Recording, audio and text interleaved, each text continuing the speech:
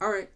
So I guess we can move on to the next thing. This one's more of a question and something that I want to expand upon you when talking about the game. You say, and I Expand quote, upon me, sir. The homoeroticism again? "No, What's going on? no, we're not going back. We already did that. No, we're not going back to that conversation. I know me.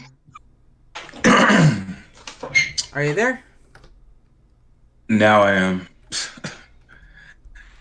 God damn, my Wi-Fi decided to shit the bed just as I was trying to get shit like collected together. So yeah.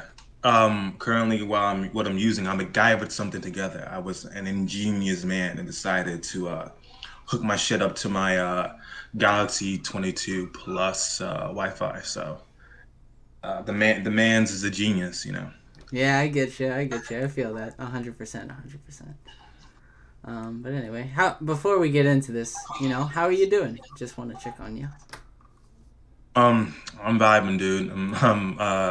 I can, for preface sake, Android Axel is like my second channel. It's not my main channel. I kind of put on like a gravitas, like a more of a showmanship type of style. When I kind of, this is just my candid speaking voice. So if I sound any different, that's why.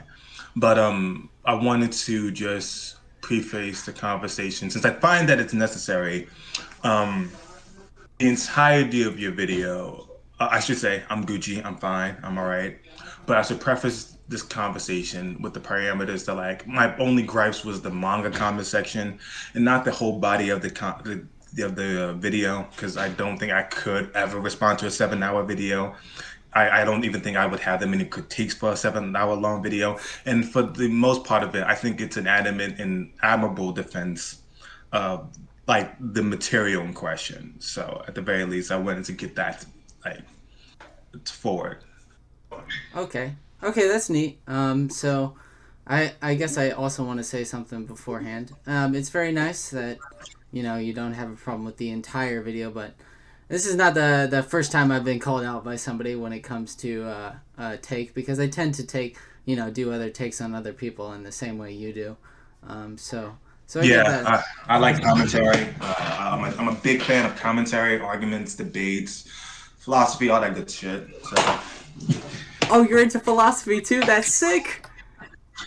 yeah, man. Most people are kind of brain dead when it comes to philosophy, though. It's kind of like, give me 1 second. Just give me 1 second. Just get some shit. All right. I need to hold up the conversation up again, but I gotta make sure that the engines well off. Just plugging some shit in, so I'm not quite sure how. But yeah, bruh. I like this guy so far.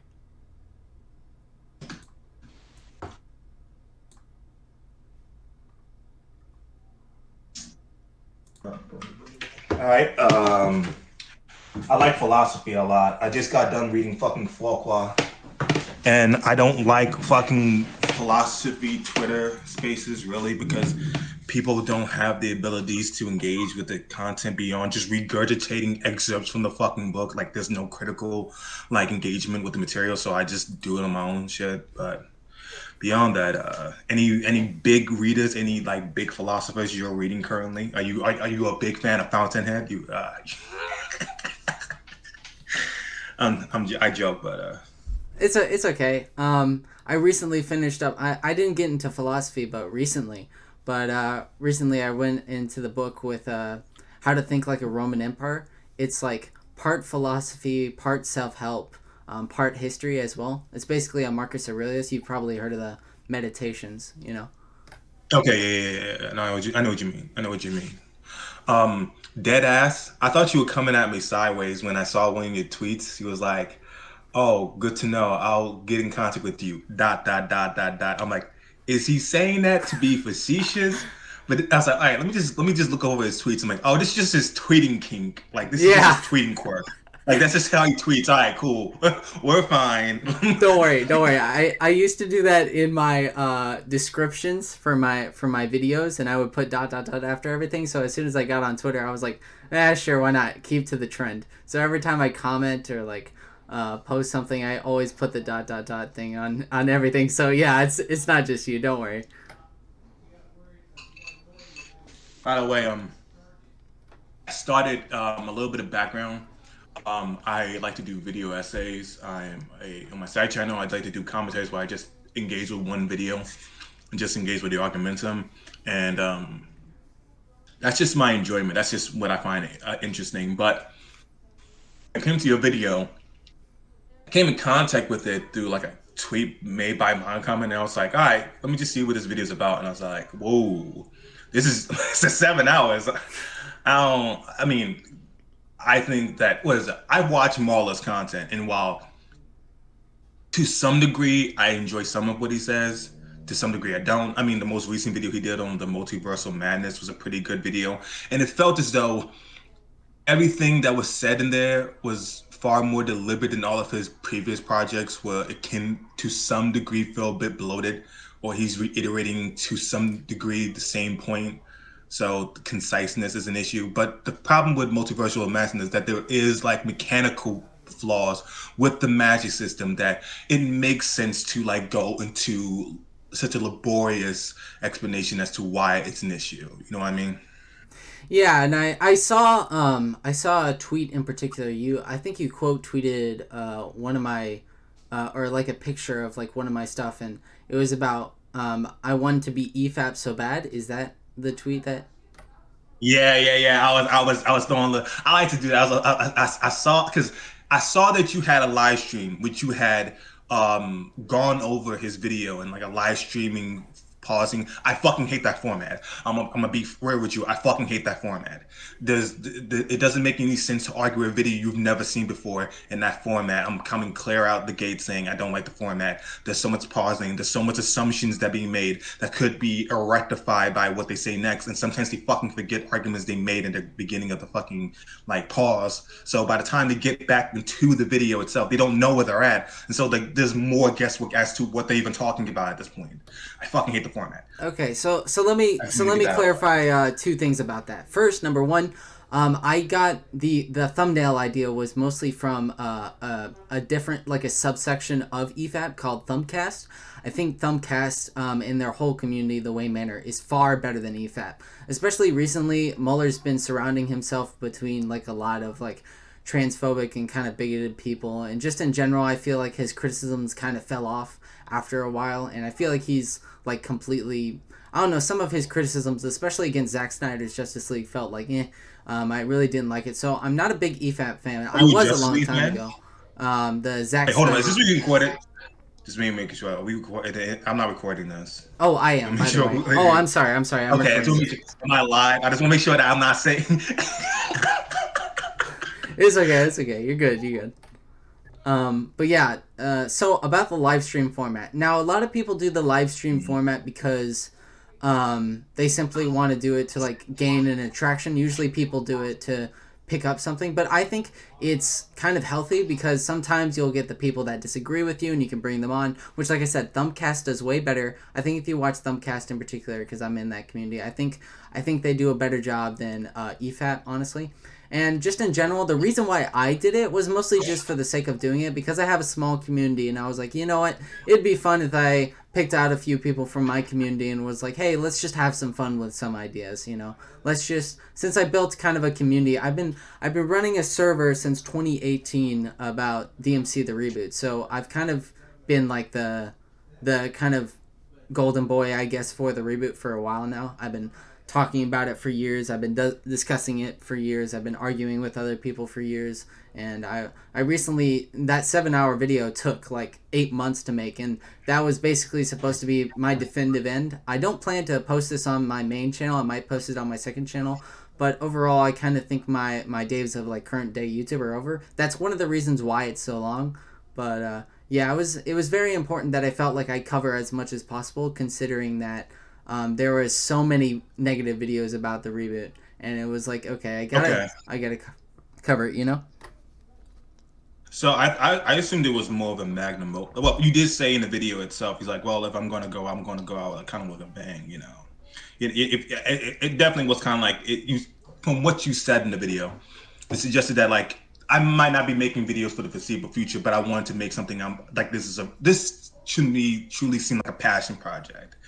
I do have to give you credit for like having very much an unpopular opinion, and it didn't, to me, come across as like purely contrarian. Like you just wanted to go against the grain, like the methodical nature that went into like the video itself and the research you did for a lot of articles. I'm like, all right, this man's clearly like very passionate about the material he's talking about. It's not just I want to disagree because I think everyone else is wrong, and I think that not just for the sake of argumentum. You know what I mean? I get what I get what you're coming from, but in a sweeping manner of speaking, before we get into more intricate aspects of like the discourse, I want a generalization for like how we both feel about each other, about how we both feel about the videos.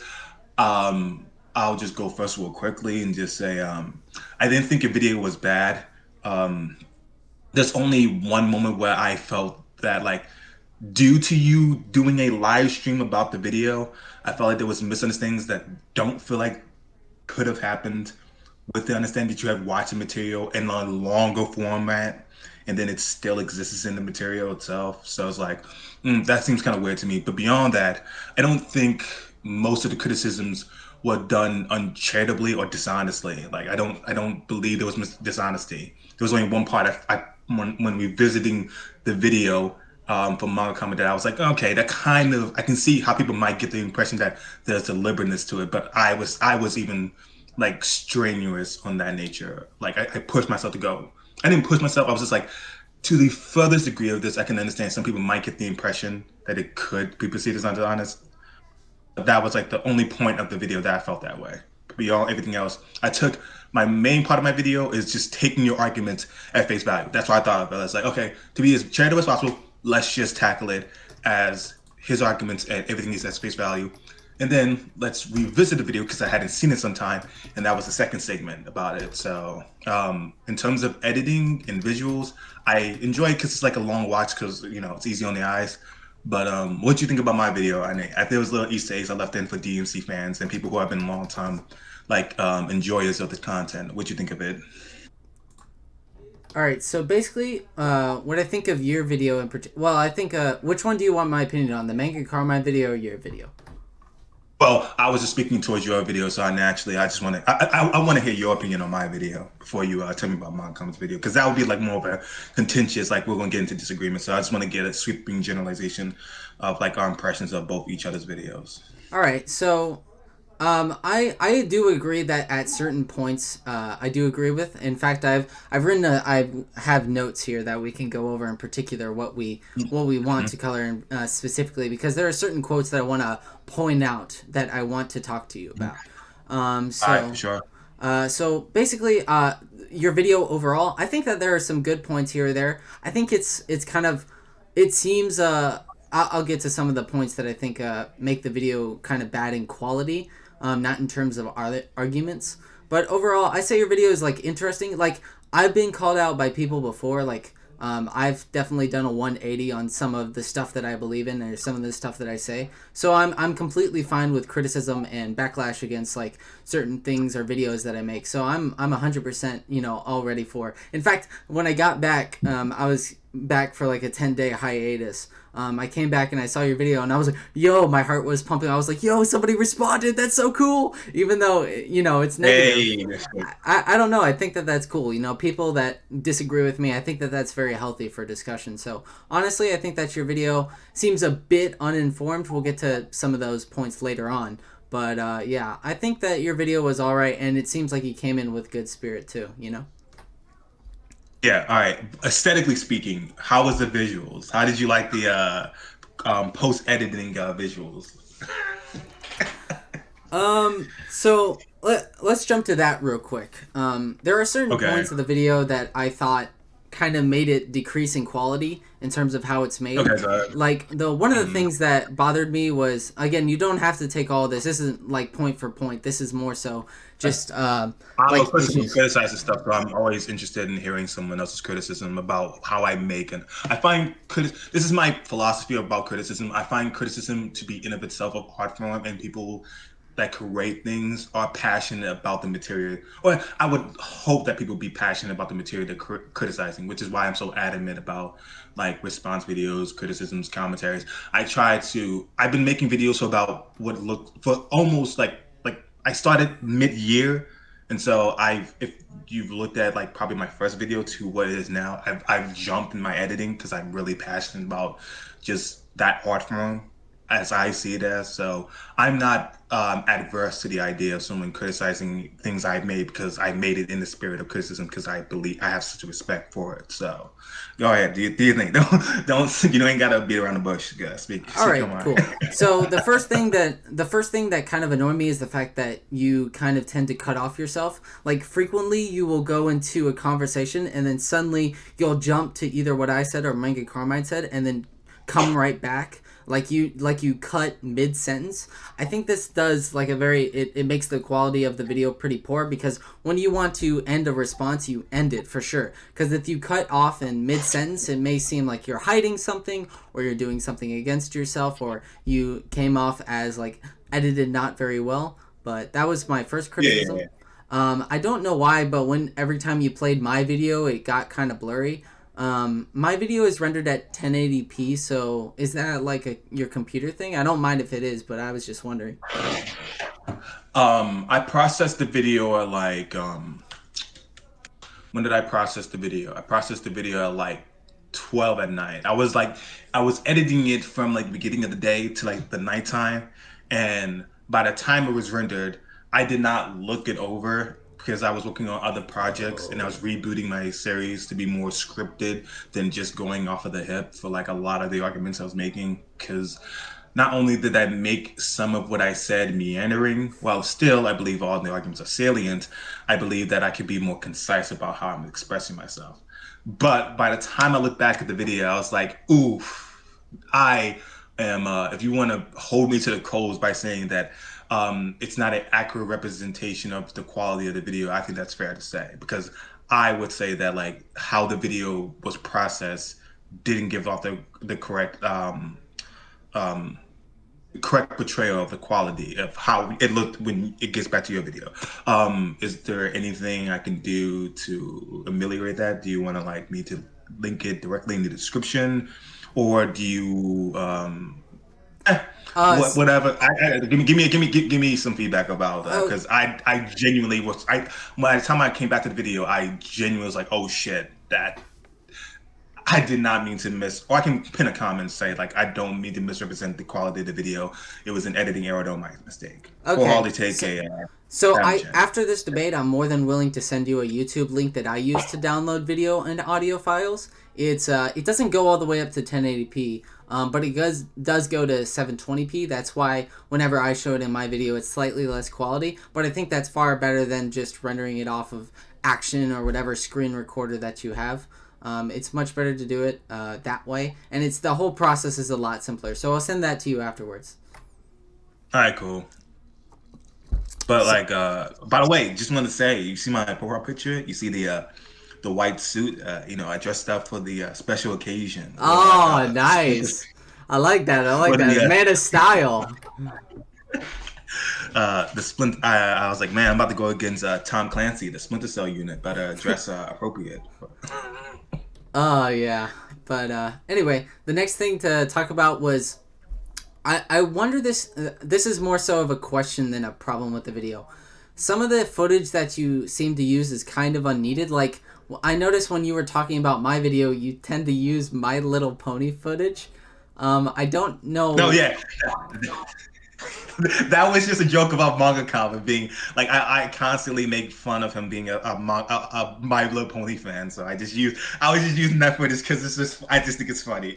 Oh, okay, okay. Now that I know, that makes more sense. I was gonna say, it's like, why is My Little Pony in this video? That's so bizarre. It's funny to me because it's like um I butted heads so many times with manga comment. If you look at some of his older videos, you'll probably find me in the comment section disagreeing with him. So I was trying to betray the idea, incident, like implicitly trying to like, hey, the guy I'm defending right now is like kind of being made fun of. And there's a song called "I'm Surviving Five Nights at Freddy's" that he like made. that he like kind of finds a bit cringy, or at least a bit silly now looking back at it. So I put that in the video just to be like, I'm busting his balls here.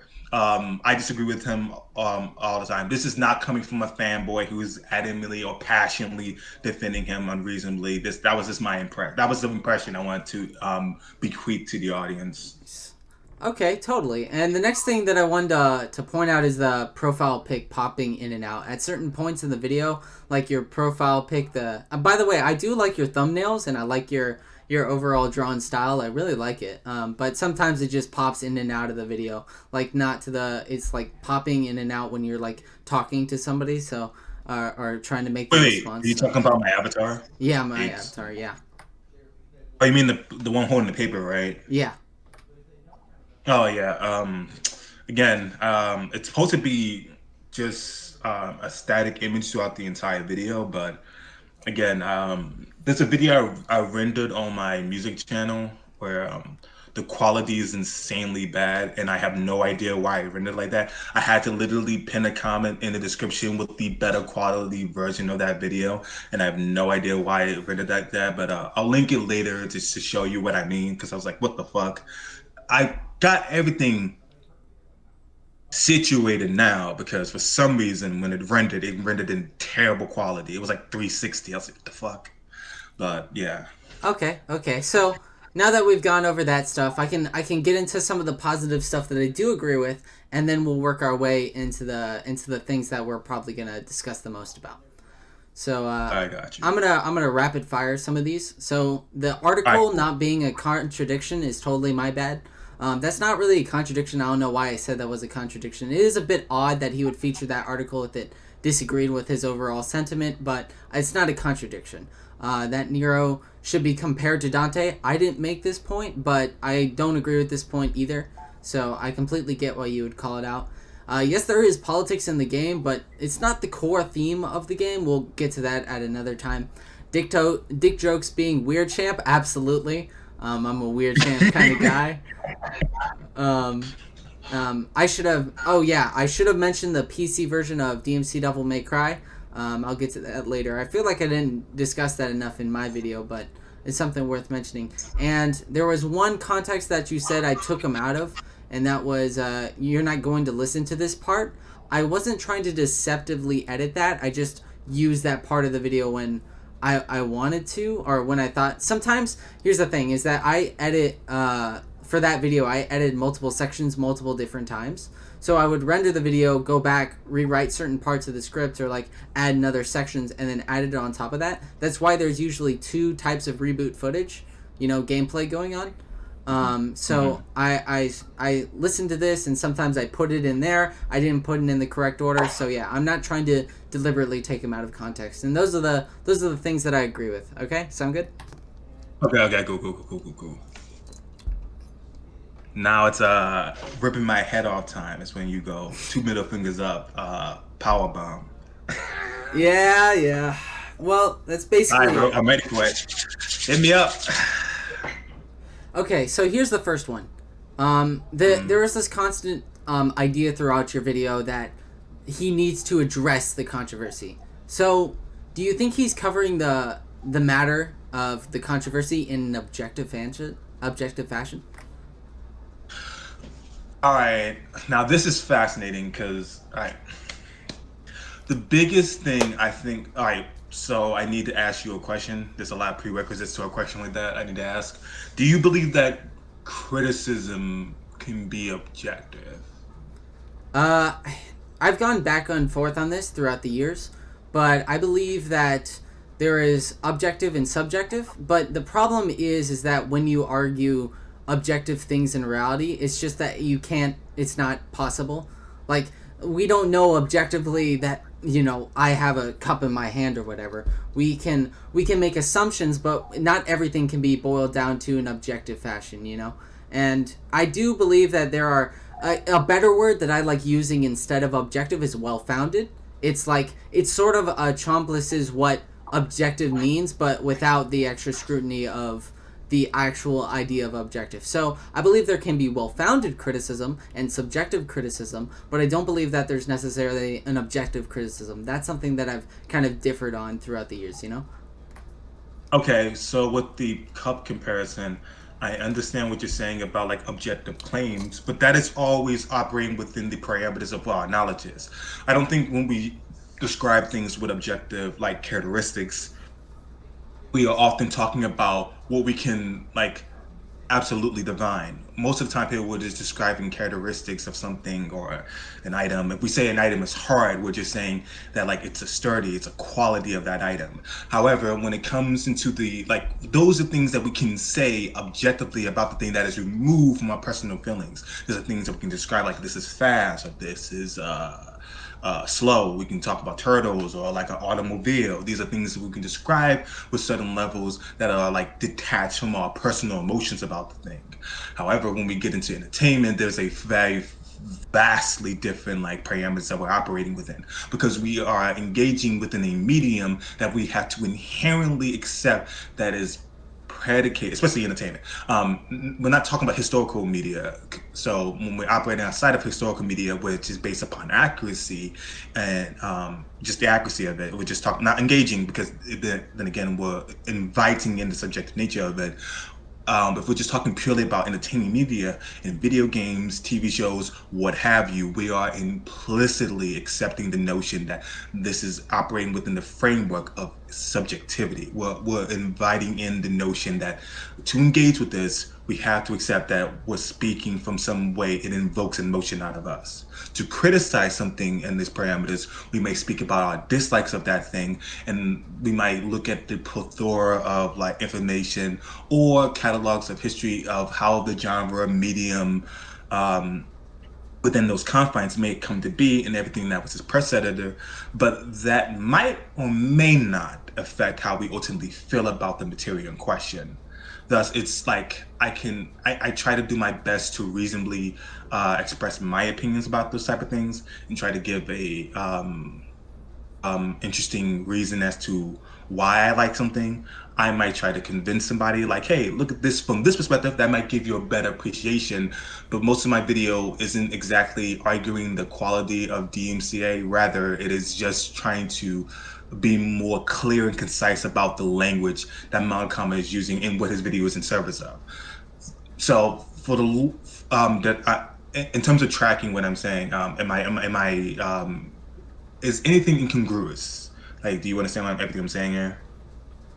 Yeah, it sounds like me and you basically agree on the idea of objectivity and subjectivity. I just use this word like in objective fashion. I mean, is he coming? A better word would be, what is he objecting the addressing the controversy in the unopinion fashion? That's my question.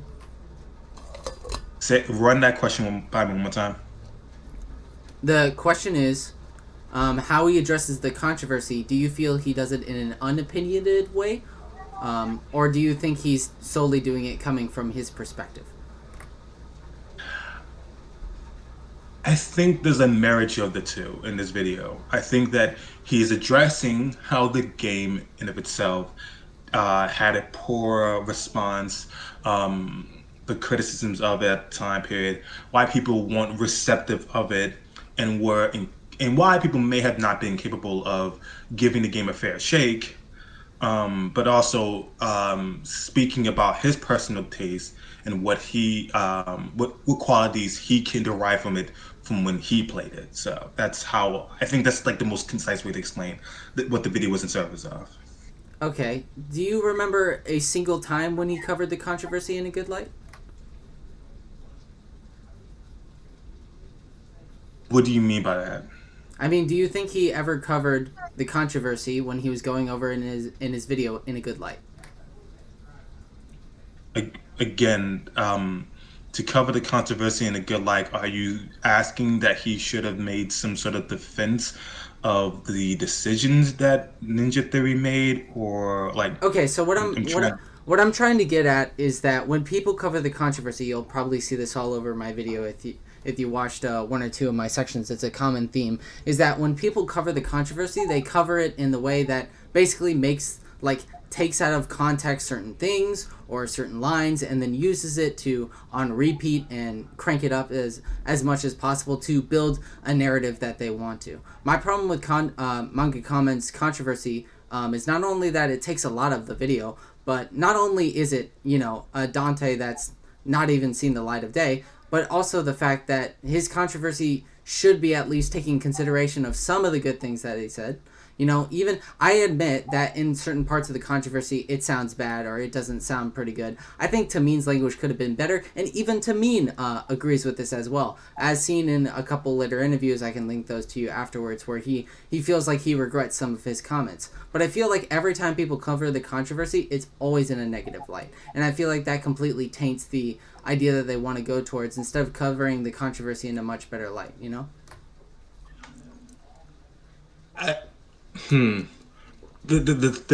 conundrum of like covering the controversy in a negative light is like trying to understand what the video is in service of. Like I could see if somebody were to say, you know what, I'm going to look over the controversy and cover a more positive light to show potentially where people may have been invalid in the feelings or like how they resonate, and like in more of an in defense video, which is what your video was in service of. But I feel like Moncom was just discussing for the majority of the video just why that happened to be, like what broad strokes led people to have such an outrage about the game in of itself.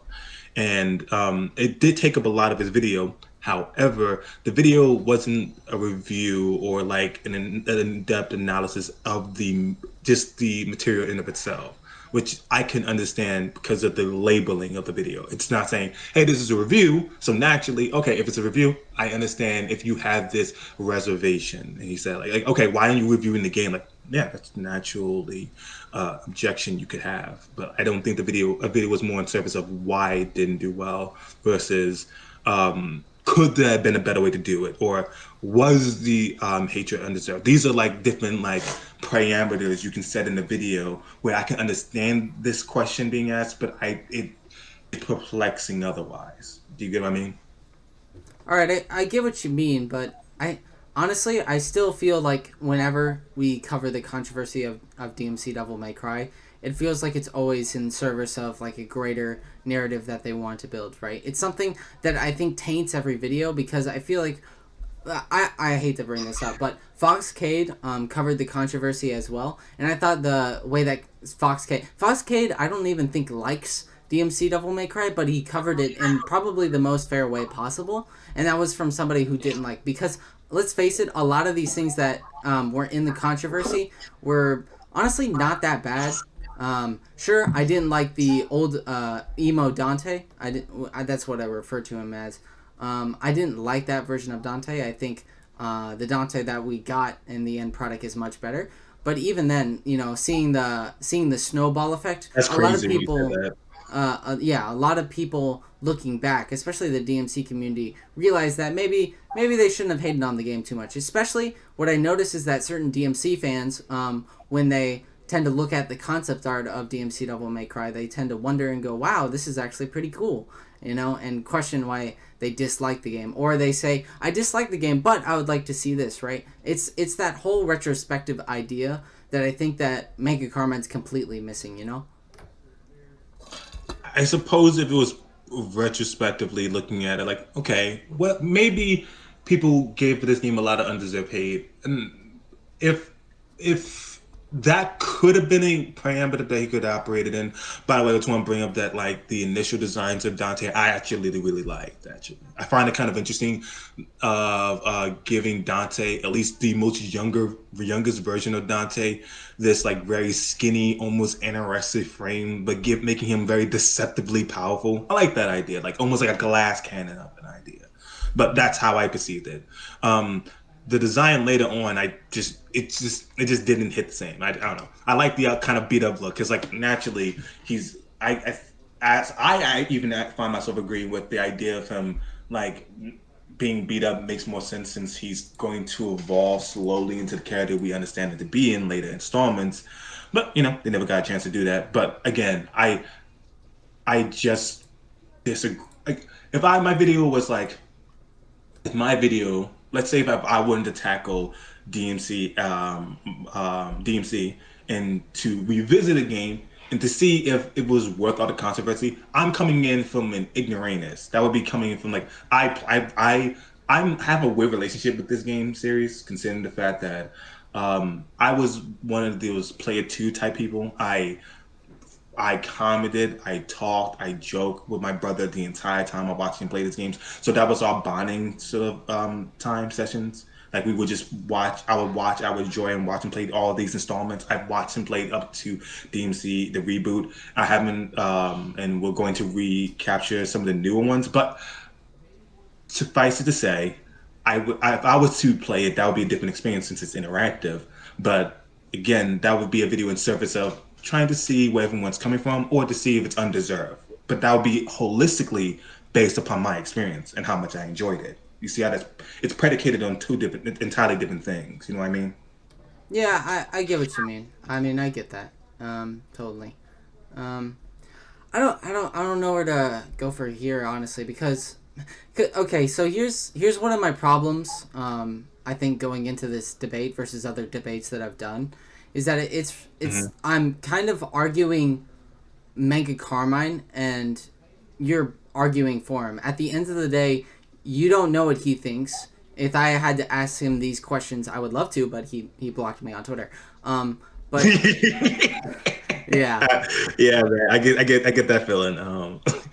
I wanted to argue one thing with you though. There's a point in the video I disagree with. I gotta push you on this. Do you really think that the whole Brokeback Mountain thing wasn't meant to betray what it did? All right, let's go to that. Let's jump to that. Let me jump to that in my notes because I have a lot written down at that.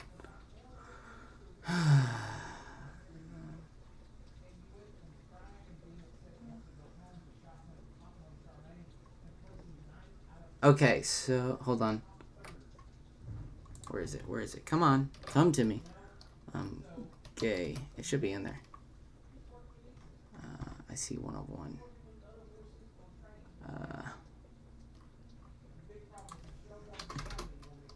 Have you?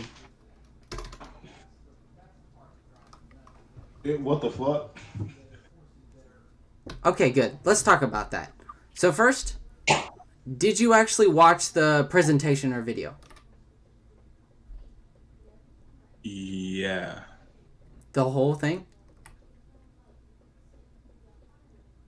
Wait, are we talking about this segment about like them discussing like the design? I'm talking about the overall presentation. Did you see it? Um, for the most part, but my memory is kind of hazy. So, if there's anything, I will rely on some refresher course. So, if there's anything like that, would be I could probably bring up right now. I would lean on you to like mention it now. Okay, so as somebody who's watched that whole video of them talking about the artwork and the character of Dante, I can clearly say without a shadow of a doubt, there is no way that they're referencing gay people. I don't, because they don't mention the word gay, they don't mention anything about being homosexual. The only thing that you have to grab onto is the fact that they put a picture of him in Brokeback Mountain. But even then, that was a hugely... I played this at the beginning of my video, in fact, because I thought that this is something that gets taken completely out of context. What they were talking about is Westerns, like 100%. When they were talking about Western, like, let's make a Western game.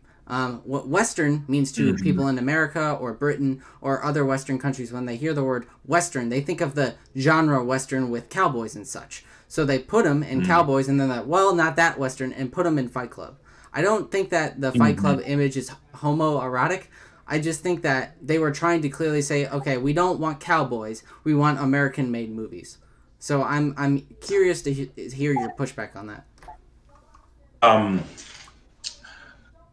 Western. Okay.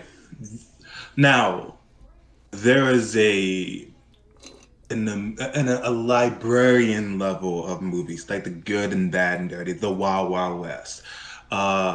Just like Clint Eastwood's entire catalog of movies that you could pull from to say, oh, a Western movie, as in cowboys. Why was the first thing they pulled? It happened to be the most recognizable movie that is gay and is well known for being a gay movie. I mean, there's a it just feels like when we say, well, they didn't mean gay. Like if I was to say we need to make our game anime, right? And then someone's like, oh, like anime, and then I show Naruto and Sasuke kissing, they're gonna be like, hmm. Are you saying that like when you think of anime, you think of gay shit happening in it? Because if I could pull from all kinds of things, but the one anime I pull from happens to also be the moment with two characters who are heterosexual kiss, and I could pull from all these other Western movies, but I pull from the one that's well known for being a homoerotic film. That is literally a movie predicated on them having a secret gay relationship. Okay, but I still don't see anywhere. I correct me if I'm Wait, wrong, can you but just ask? I'm just asking you to like in terms of like engaging with that example, like do you see the problem with like saying, well, it's Western, granted, but there's something like the explicit example they chose was a gay cowboy film.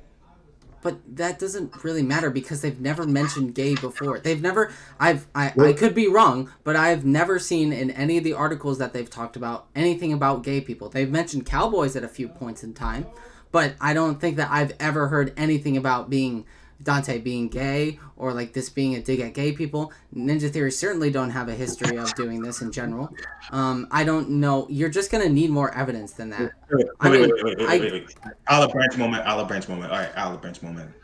Do you believe that every suggestion by media, whether it be interviews, language, or just discourse in general, or common parlance, requires some level of explicit messaging, or can some people derive what is intended by authors, media, and just writers in general by understanding how the implicit language is being used in terms of like how the media is conveyed?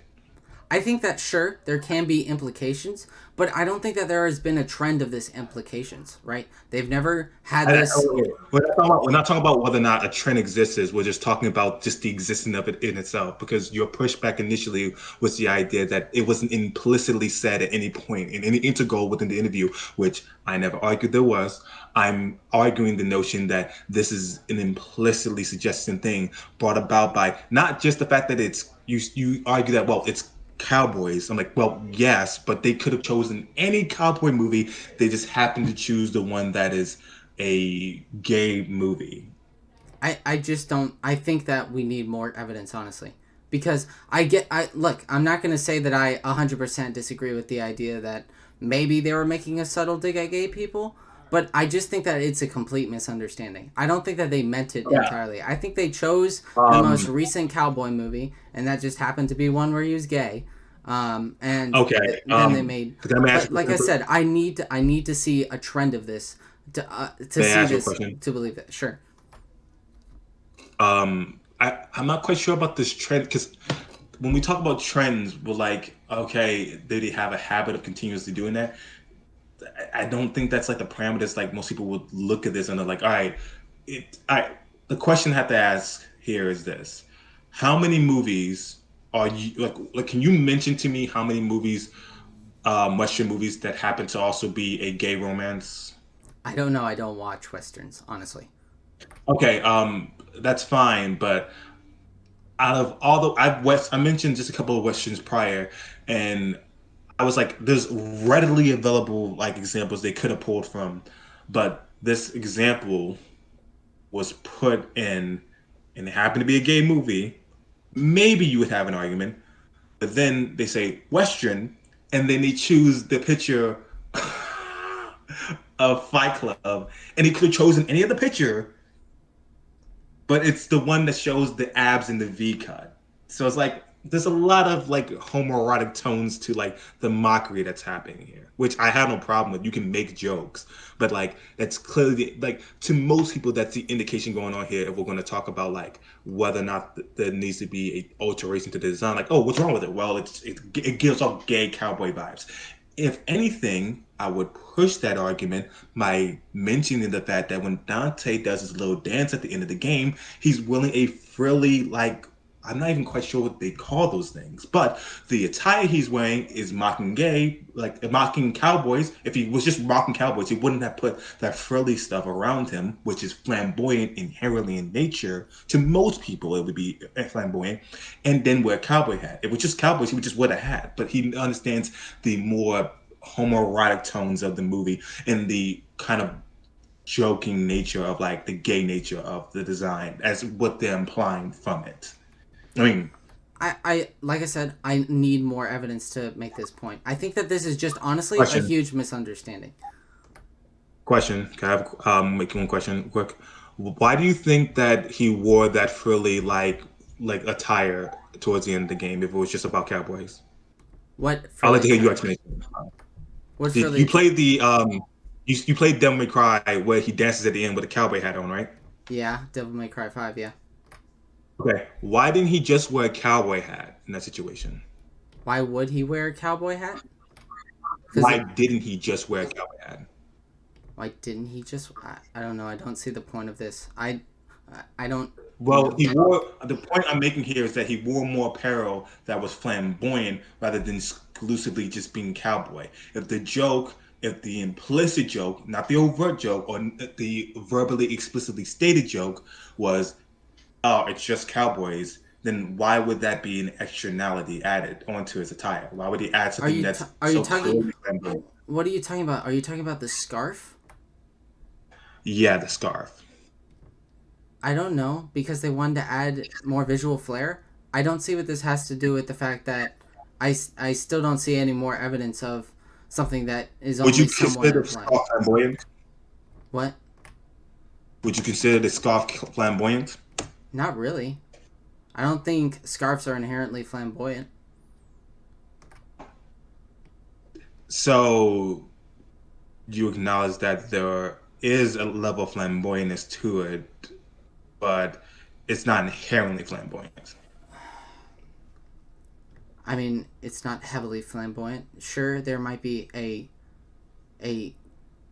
I don't know what you're going with this. I'm honestly No, no, I'm just confused. asking. I'm just asking questions that I find like I feel like because you did reject the notion that it was implicitly stated to be gay, but I never argued it was. But I also find it very important to mention that this was said in tandem or shown in tandem to a gay movie and a homoerotic image of Brad Pitt within a movie Fight Club, where he could have chosen any other image. So these two images in tandem, quite for most people, for the people who are raised by it, at the very least, invoke the idea that the mockery comes from the idea that there's something gay about the design. So when you look at Dante later on, when he does do the cowboy dance, there's a very flamboyant nature to all of it here. But I think that you're completely missing the point here. I think that what they wanted to say throughout the PowerPoint and what they continued to say and what they explicitly said was that they don't want westerns, which was cowboys, and they wanted a more western type game, meaning western movies. That was the explicit part. That was the most explicit part. Something that they've iterated time and before at certain points of interviews. They call him kind of a cowboy looking, mostly because Dante's legs kind of have the cowboy looking straps. But that's explicitly what they say. That's what they have a trend of saying. I don't think that I've ever heard anything related to this game outside of this incident where they poke fun at homoerotic themes or anything like that. I think this is honestly just taking something way out of context. Do I admit that there is somewhat of a coincidence? Sure. I do think that, yeah, they could have taken any other movie, but I honestly think that this is just a huge misunderstanding, and I think they're talking about westerns, and I think they've always have been. Okay, you mentioned earlier that like you understand that it doesn't need to be an explicitly stated like notion of it being gay, and you also acknowledge that there's a gay. I should ask you a question. Mom, um, do you think that knowing, let's say, an audience member knowing that in fact that this movie they chose, which has a very gay name, Brokeback Mountain, right? They show that image, and it's a chuckle, it's a laugh. It's like, I would assume that like cowboys inherently, I don't think most people would say that like cowboys in and of themselves are just a funny concept.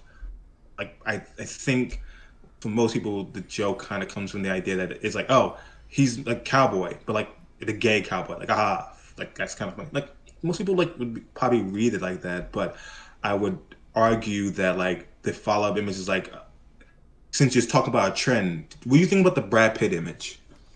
I think it's Despite the fact him. they could chosen anything else to show from Macho Bravado, they showed a naked picture. Not a naked picture. Not I misspoke. They did not show a naked picture. They showed a very homoerotic scene image from Fight Club. The reboot Dante literally starts off with him naked. I don't. Do you think that's homoerotic? Well, there's a difference here. Hmm. Again, we're talking about how we contextualize things. That moment is different. That moment is grungy. It's dark. It's torturous. There's nothing. There's no levity to be expound or extrapolated from that. In this situation, the levity and comedy from that situation is to be derived from the mockery of like the design of the character and how there's a suggestion of it being kind of homoerotic. I honestly, like I said, I honestly don't think that the character himself is homoerotic at all. I don't think that they were trying to make homoerotic themes. I think they honestly were just trying to make a joke about westerns. And Dante, in some respects, kind of looks like a cowboy, not 100%, but there are obviously a bit more like cowboy looking elements with mostly, like I mentioned, his shins being that color and his shoes kind of resembling that. So I think it was just a huge coincidence on the front of saying, it's a western. Honestly, like I said, I don't think that they were honestly trying to intend that. If we had something afterwards or something before that led to this point that mentioned something about Dante being a gay cowboy, I would have heard it by now, but I certainly haven't run into that. I don't think I'll ever run into that because it's simply not there, right? Uh, well, this is what I'll say on it. You what did you say about Fight Club? By the way, you didn't think the image was homoerotic, right? No, not really. I don't think that people with Okay. shirts off are homoerotic. I think that honestly, especially when it I comes to men, especially men do like have shirtless in certain media. So I don't like inherently see that as homoerotic.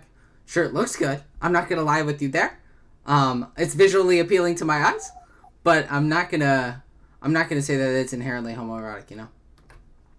Well, most people would say that Top Gun is a flight of pilot movie, but some people would acknowledge that there's a level of homoeroticy to the movie. Like the broism kind of dips into that.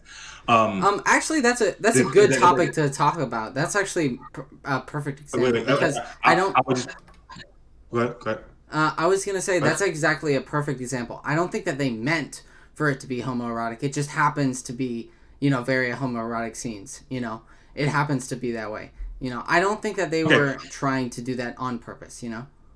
okay. So independently, I can understand that, like how the content could be digested, but I will push back against the notion that it was taken out of context because the threshold you've espoused in this conversation is that since there was no in I don't think I can move you on this about like the implicit nature of it, even if you acknowledge that that things can be suggested. If your threshold is they didn't say anything explicitly about gay people, therefore like we can't derive that or and like that there's nothing about the contextual nature about the mockery that could allude us to think that otherwise. Okay, so Like, so let me give you an example. I like to see trends in things, especially when certain things come up in the topic of conversation. Let's just jump political. I know that people may not agree with me politically, but I'm going to say it anyway. I think Tucker Carlson's I'm fine with honestly that. like a super right wing, not fascist per se, but definitely a white supremacist. Now we know this because he chanced the white replacement theory, and if we just do that like on its own, okay, maybe I can see maybe it's just him being taken out of context. But when you know that his writers have been fired multiple times for being alt right or doing something on alt right forums, and he continues to espouse it over and over again and saying things like legacy Americans. Now we have a whole trend to work with. We have a whole timeline that says, okay, he's clearly showing a repeated pattern of white supremacy. Again, not everybody's going to agree with that. That's okay. But what I'm trying to get to the point as is that I like to see trends. If it comes to a certain nature of a character or something said about a character, I like to see the trend of it. And if it doesn't match up a trend and it seems to be a fluke, then I don't trust it. So yeah, I don't know Okay. if you can change my So, mind on this. comparatively speaking, that's interesting you said that. Comparatively speaking, there was one incident where two of the only writers that Tucker Carlson had on his show, let's just say that like throughout the entire time, to make this more analogous, throughout the entire time of Tucker Carlson writing, and up to a point, an incident occurred where it was revealed to most people that Tucker Carlson's writers were fascists, right? Right. Both of them.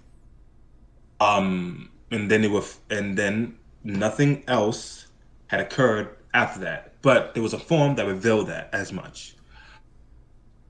With your threshold, no one would be able to accuse Tucker Carlson of being a fascist because they would need like a myriad of examples of this happening repeatedly to make such an accusation. I think, okay, so let me get this straight. You're saying if only we found out that his articles are fascist, but none of the language that he uses is like white supremacist ish, like none of that, only the writers thing, right?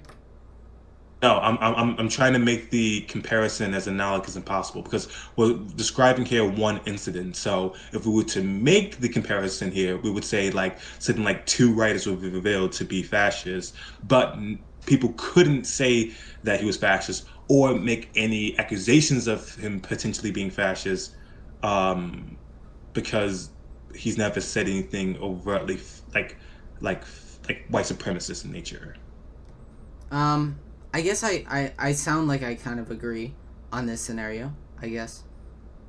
It seems to be Yeah, like a very limited scenario that we're working with here. But like I said, yeah. I think I push back on this because what I'm saying here is that like when you say that taking it out of context, I say that's a very strong claim when the threshold you've established is that like they either had to explicitly stated something about it being gay or had to repeatedly have made the like a homoerotic jab about the nature of the design. okay, so And let then me and let I, and me I disconnect me right from that one incident. okay, what I'm trying to say, I think you're getting hung up on something that I mistakenly said. When I mean out of context, I mean not him being gay. It's him like the idea of him being a gay cowboy. That's the idea because the out of context clip that gets thrown around a lot, or some people take the pictures of, is that they say in this scenario they call Dante a gay cowboy. Period. Right, and then people will not they don't even have a clip of it, but they have the picture and they say that they're saying that he's a gay cowboy, right? And then we go back, maybe the homoerotic nature is something, worth debating about that we're clearly doing right now, but his element of being a cowboy, they're not saying that he's a cowboy. They're saying westerns, which is what what Capcom said to them, which is that we want you to make a western, and they were making a joke about how westerns typically mean cowboys. That's what I think is taking out of context. Okay, so to just reiterate, I don't. When we talk about taking something out of context, it is to prescribe some level of conscious dishonesty by the people who are like engaging with this material. And when you looked at it, I think it's fair for most people who, like you acknowledge, can understand the implicit nature of it. They have two images in tandem that come across as very homoerotic to them, and the person who opposes their interpretation of that says that the threshold requires that this happen continuously or consistently, and there needs to be some explicit mention of gay in some capacity. So I don't I would argue I would disagree with the notion that they're coming dishonestly to this conclusion because I believe that there is an implicit nature about those two images in tandem with one another. Um, but the threshold you've like erected here, I don't think anyone could be able to reach you. I don't think people could reach you or people could like convince you otherwise with this level of a threshold.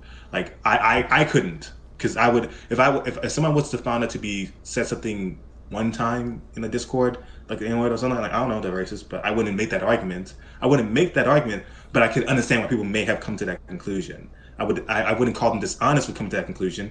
I wouldn't say that like it's a dishonest conclusion to come to. I would say it was a fair assessment to make of the situation. It would be more like a disagree thing, because I can understand someone's threshold being bigger for like whether or not they have some sort of gay bias or like something of that nature. But we're talking about the joke and within the context of it. So you know what I mean? Yeah, I guess this is. I don't know.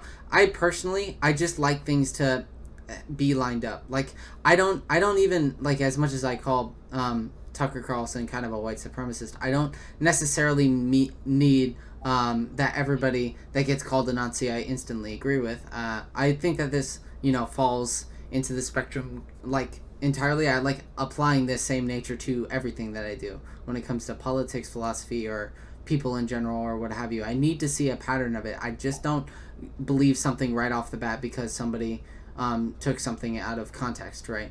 I believe something because if I see a trend of it. What do you mean? What does it mean for this to be out of context? I had to ask a question. I'm actually interested. What does it mean for something to be out of context in this parameter? The out of context thing that people point to is that they directly called Dante a gay cowboy. They did not do that. Wait, um, that quote that you just said. Who, like, is that from Manga Kama's video? I mean, I don't remember Manga Carmon saying it right off the bat, but I know certainly other people have said it in other videos. I don't remember right off the bat because my video is a few months old and I don't have the perfect memory for it. But there are certainly other people that have taken this out of context. I've even argued with people on Twitter I see all the time that directly say that they call Dante a gay cowboy in that GDC. They never called Dante a gay cowboy, but I think for most people, it's the implicit idea that's being expressed in the work. And if we're operating within the realm of the implications rather than what's being explicitly said, I think it's a fair conclusion to come to. And when it comes to the implicit nature that you're espousing for your threshold, it has to be a repeated offense rather than a contextual one. So, agree to disagree, I suppose. All right, but there is one last thing I want to say is that if I really feel like these people were making a good point about gay cowboy, I think that they should at least use the video. None of the people that I've covered on my video that have made that claim ever have used the full video within context. That's what I'm saying. But yeah, we can agree to disagree. So. Okay. What's the next one that you want to cover? Because we can do it in your order if you want to. Oh, okay. Give me a second. Give me a second. For the video, I thought it was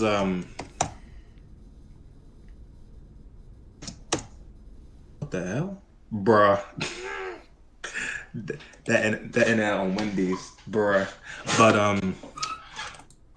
I should ask now. I think I've exhausted my. I've exhausted my closing thoughts on that like parameter of like thresholds. But I wanted to say that I don't think that people are like at best what could be considered misrepresentation is possibly is the idea. You can make a strong claim. You can make a strong claim to the idea that they didn't directly say as much. I think most people feel as though I think the idea for me personally is that some people like would either see it as that or essentially as much. Probably speaks to like the low key notion that like they feel like it's at the very least implying that there's a level of like it being gay, especially with the image they chose. Out of all the images they could have selected from Brokeback Mountain, I mean not even Brokeback Mountain, no, just Brokeback Mountain is a gay movie, but out of a movie that isn't gay. Oh, I forgot. I'm sorry I have to say this, but I had to just return to this for 1 second. Even if you were to say Top Gun, like someone was like, yeah, there's something homoerotic about it. But if I chose the one scene that came across pretty homoerotic, and then use that as an example of just like guys in movies. So I'm like, if I talk about um, Private Ryan or any movie or any military movie and happen to show this like the one scene where they're probably into, I was like, you're not saying it's gay. But you It's have a definitely feeling. a basically I'm like, That's all I have to say. You had some points written down. I can't uh get my script, but I'm pulling up something right now. Yeah, go ahead. Yeah, I don't know. I think we'll agree to disagree, but I honestly think I'm just the type of guy that likes to see things with like evidence and super concrete. I like being able to feel like I have a handle of what's going on and that I'm taking. I That's mean, fine. I can see why other people may see that as a problem. I just think that it's completely dishonest to say that this is exactly what they mean. Especially knowing Ninja Theory. I just don't believe this because Ninja Theory has like consistently made a basis to not only be a champion for diversity but for like mental health issues as well. I doubt that they're taking jabs kind of at gay people or trying to say that Dante's gay. It just Wait, doesn't line do, up. do you think that like you have to like? Do you think that people who support these like agencies cannot like make jest of those communities? What do you mean? You're saying that they wouldn't that they would do this type of scenario? I mean, I wouldn't say that either one of these actions are like I don't think they're mutually exclusive. Like there's I think there's a lot of I've watched a couple of progressive streamers who like make jokes about things that are like adamantly and holistically in support of. I don't think that like that's what I'm saying. I don't think they're mutually exclusive. Okay. I mean, we can say that. So you want me to go off my notes? Hmm? All right. So let me see.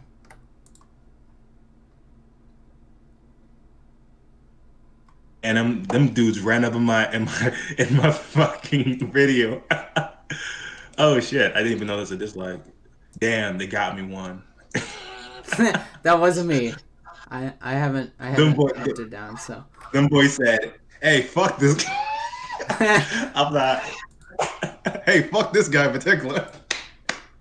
That shit is hilarious.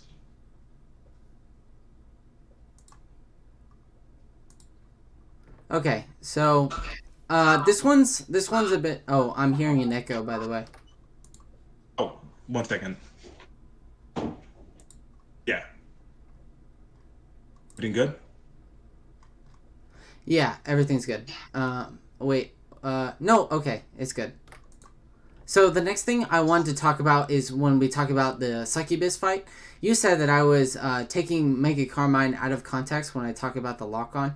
I don't have the quote specifically, but the lock on doesn't really matter at this point, and the reason is because if you attack in the air in the Succubus boss fight, you hit the head.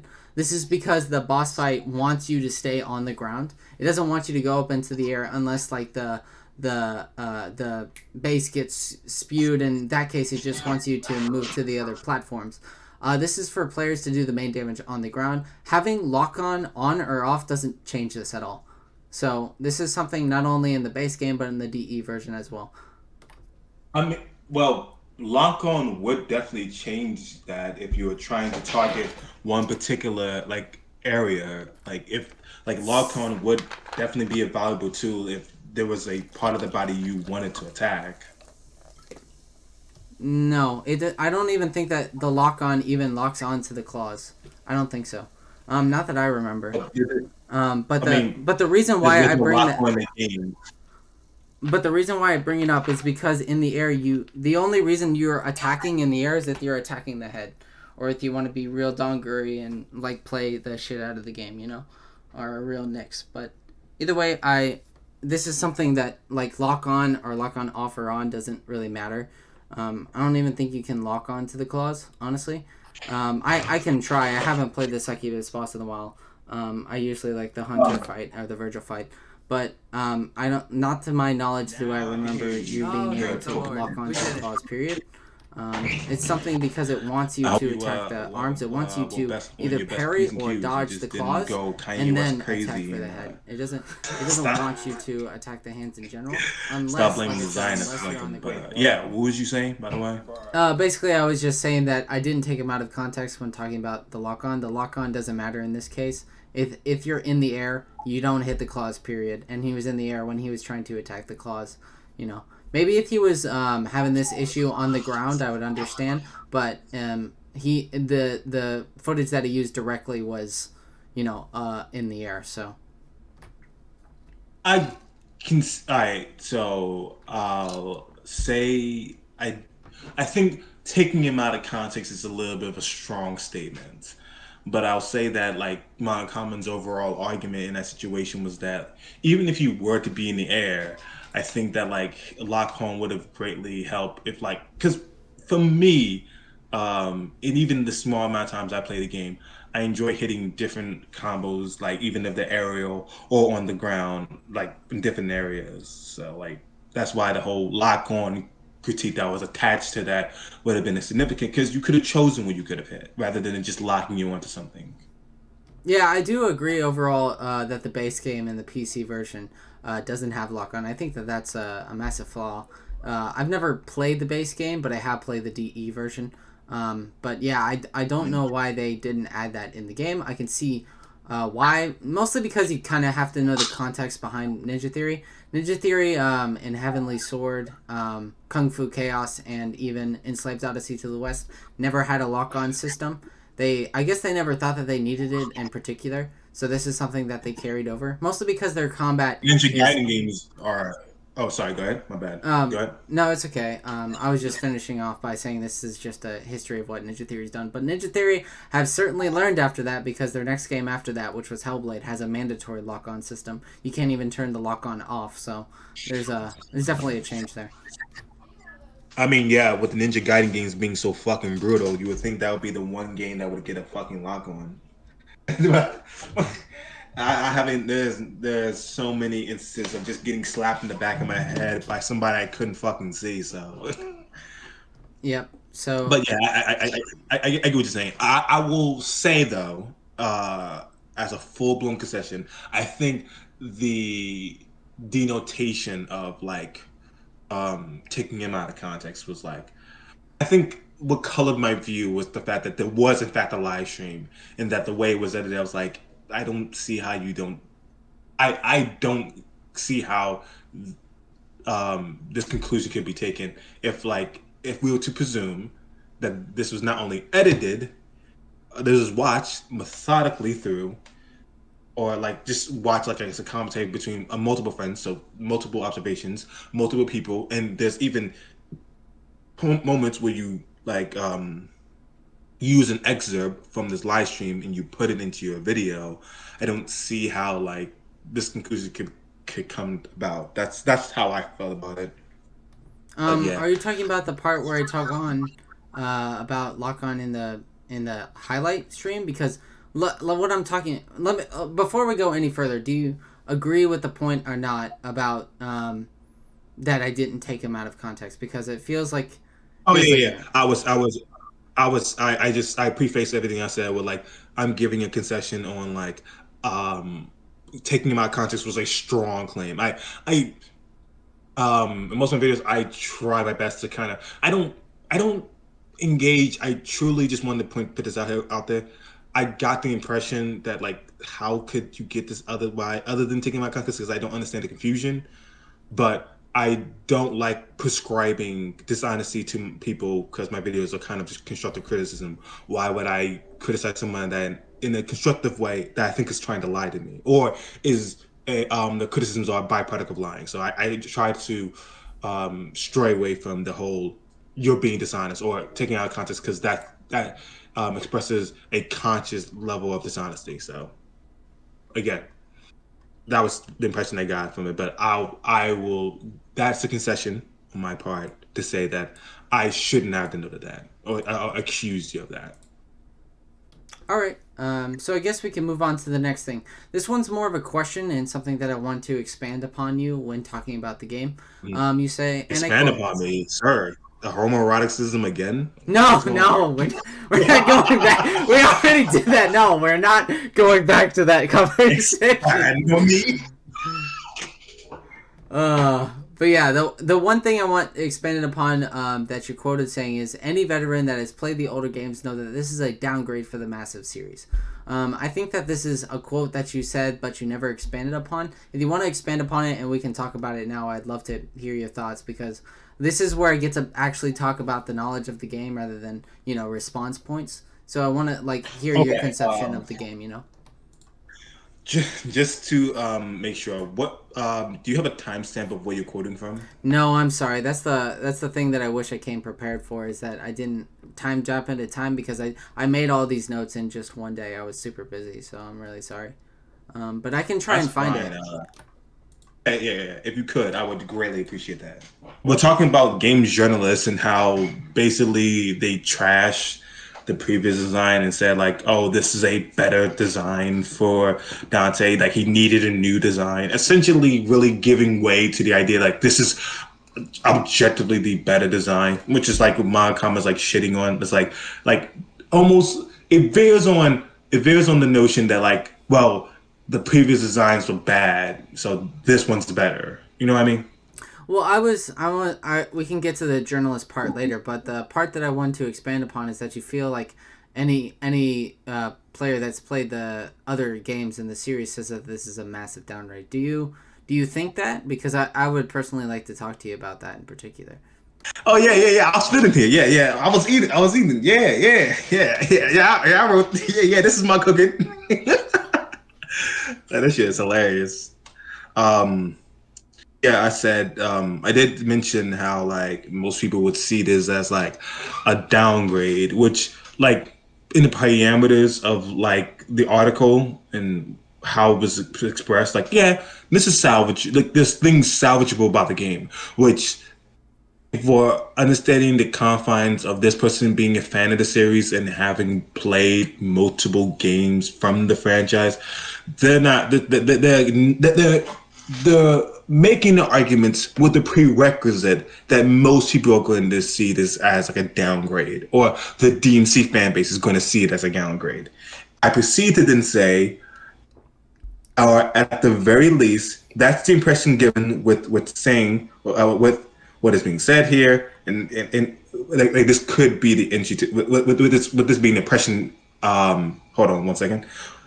At the very least, that's the impression given with saying that this could be the entry to the series. Like naturally, for most people, when they say this could be an entry, this could be Baby's first game for the DMC series, they're talking about naturally the other games are more complex, and that the logic from that point forward is like every game beyond that gets better. Would you agree with that? That every game gets better in the OG series? Not that everything gets better, but like with how they're saying, if I say to you, start off with this game first, I'm given the understanding that everything before, like everything after this game is better. Like if I give you an order to play something, I'm clearly trying to give you the least to best. Do you agree with that? I don't. You saying like if they start off with the reboot and then go forward? Like, yeah, if somebody says this is an entry, the article says this could be an entry to DMC games. It comes across with the implication that this game is not the best one, and that you should start with this and then play the rest of them because they think they're better. Like how this logically follows. Okay. Not what I got from the quote, but okay. I Oh, guess I'm rewatching my part of the video, and I even put a side note on the visuals part of the video. I literally say, or at the very least, the impression is given with saying that this could be the entry to the series. Entry is usually reserved for a game that you don't hold to similar or equal regard to those games. So at the very least, the impression is that they don't have the highest opinion to this game in comparison to the rest of the series. okay then. That was a good misunderstanding worth clearing up because I was wanted to talk about the broader like DMC Devil May Cry combat, but that works too. I was just trying to understand what you meant. So Was you watching or listening to the video? I was mostly listening to the video. Yeah, the side note I put up there was a visual one, so I was like, I understand if you didn't see it because it was a visual. Like I was like, I don't think sometimes with the fact that a lot of these videos are done off the hip, meaning I did not script up until my most recent videos, and this video, I know it recently came out, but this video's been in the vault for quite some time. If I believe I can look up the upload date. I mean, granted, it's premiered for a couple of days, but it was uploaded back in November 3rd. So it's been up on my channel for quite some time. I just recently released it because I was waiting on the thumbnail that was done by amazing artist Elodie. So she did an amazing thumbnail. I was waiting on that thumbnail and I released the video. But a lot of my videos prior to like December were not scripted. So I added a side note, an editor's like side note to go, hey, this is what I'm trying to say here, just in case it's not that clear. Okay. The reason why I don't do that is, like text over stuff. Like I really hate doing that. I don't think I've done it a single time throughout my whole DmC Devil May Cry video. And there's a very good reason for that because honestly, every time I feel like I need to correct myself, I just redo it. I either redo it script wise, or redo it capturing wise.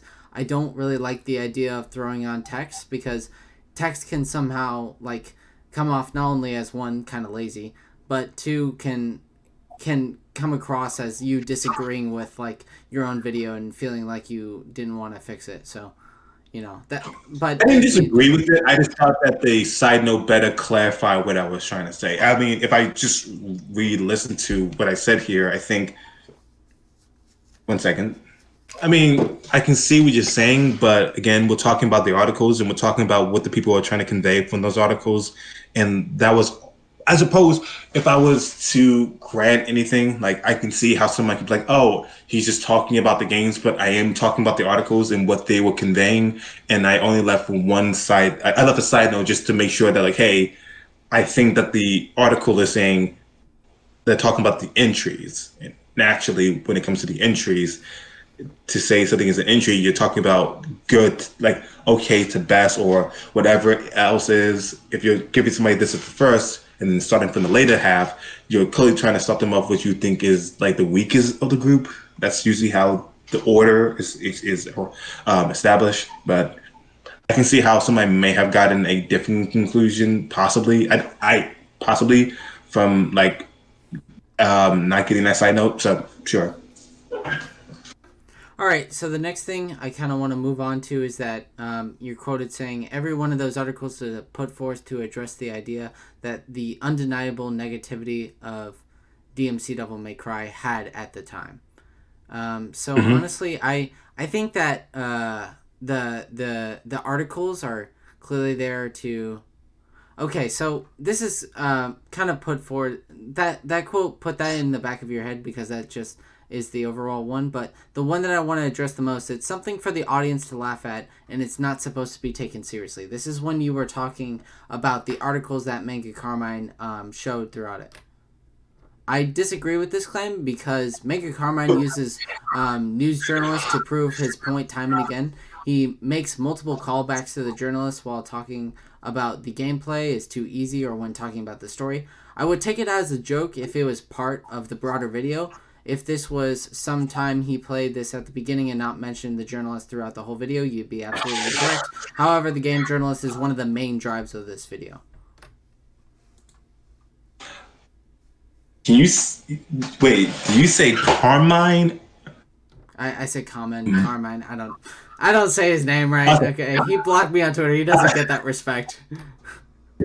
I was like, because holy shit! Throughout this conversation, you switched between the two. I was like, am I being gaslit? Or am I just not hearing him right? I was like, it's okay. I don't say this guy's name right. I struggle with it for some reason. It just made me laugh because I'm thinking to myself like, wait, he's going back and forth to the correct pronunciation, so I don't know if he's fucking with me or not. To that argument, I would have to say yes and no, but let me just hear that one time. You say that like there was a joke. There's a joke about like journalists in the video, but I did agree that like journalists are not a monolith. But what do you have a problem with my like argument in that confine of like acknowledging that there was a joke, or there was a pot shot towards like I don't think that the intention of Mega Carmine is supposed to be a joke. I think he's clearly trying to say that the public perception for the news articleist is saying that the game is positive and how ridiculous that idea is, and it's something that is backed up throughout the video. So I think that it's an assumption to be made that this isn't just a joke. So this is something that you said when I was ripping apart the individual articles. In fact, in preparation for this, I had to reread the articles. I even have the titles of it in case you want to read it for yourself. The first one, why DmC why Devil May Cry fans hated Ninja Theory's DmC reboot, was released in 2020. This article is super negative about DmC Devil May Cry, and that's one of the biggest reasons why I looked into the articles, is because this one does not line up with Mega Carmine's reasoning, right, at all. So, do you accept that, or do you think it's a joke? Well, what is a joke? What, like, can we acknowledge what he's joking about? Like, to me, like, I think it's clear that he's trying to make a broader point about game journalists thinking that the game is positive. Reception or what?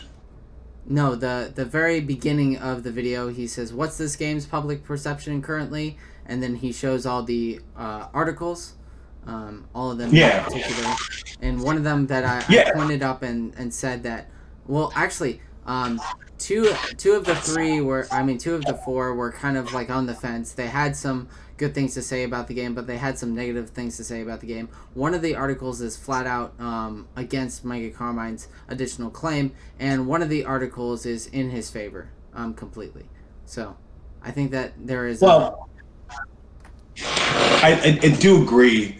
I did say that it was a joke in the sense that like it's lighthearted in its nature, but I wasn't trying to... I felt as though the way it was argued was... You went more in depth than I believe manga... Let me just say this like at face value. I believe that you went more in depth than he assumed you would have taken the joke, because with all these articles, the crux of them is that there is, in fact, a negative perception. So when he says, when there is there's negativity around this game. So when he says, what is this game's perception? Almost all these articles, to some degree, most of them, to some degree, have to do, in fact, acknowledge the negative perception that is around this game. So it wasn't to say that all these articles agree with him that this game is like holistically a bad thing or just considered absolutely basura. That's what I argued against. But I even went as far as to argue that, yeah, some of these articles do in fact agree with him, but I don't think that they're what you were arguing they were saying as. So I didn't argue that there wasn't no point being made here. I was saying that I was more or less arguing that like the problem that for me, it felt like that little joking snippet, like little joking visual, not to say that I didn't make a point, was like almost representative of the... I think it was, if I'm being honest, I felt like, not intentionally, but it felt like it kind of poisoned the well for the video. Because I was like, I don't think he's like trying to say, I don't think he's making all of his arguments here, or like he's making like a strong statement here. Granted, one could get the impression of what Manga Kamen wants to get across from this video, that he doesn't have a good impression of the game, but I don't think he was... that's why I was saying it's a light joke, in like his actual argument for why he doesn't like the game is going to be later down the line. So... Okay, so... That's why I was more or less trying to argue. Okay, so let me ask you a broader question, and then we'll tie it back around. Personally, okay. I believe that there can be an intention with jokes. Like I believe that a joke Absolutely. can show somebody's intentions and can mean something, right? People can make a joke just for a joke. That's true, but people can make a joke with an intention behind the joke. Political jokes or like philosophical jokes that, or people just in general that have beliefs about something can make a joke, out of just joking, which is true.